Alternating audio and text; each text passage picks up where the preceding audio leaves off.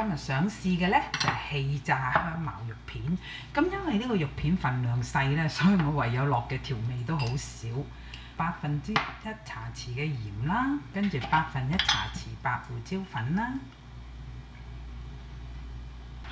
咁然後就生抽啦，生抽呢，我會落1茶匙，魚露又係1茶匙。咁仲有呢，我會用花雕1茶匙，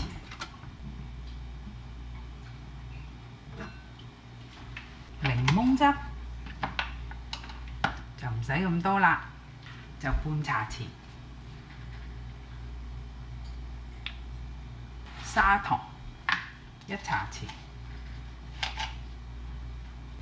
落少少油份，又係1茶匙，1/4茶匙嘅蒜粉。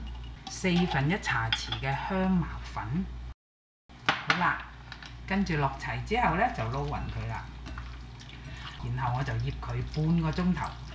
咁我而家預先呢，就校我氣炸爐先。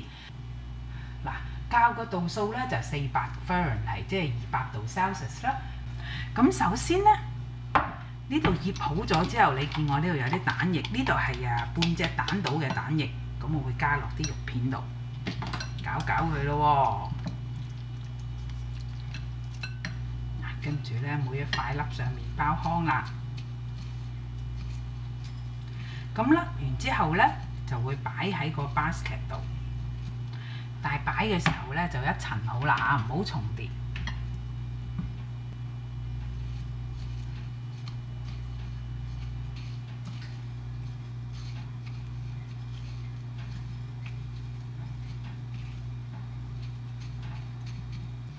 跟住呢，我就擺落去啦，就係用緊400 Fahrenheit，即係200度 Celsius 啦，就跟我個爐嘅指示擺最高層。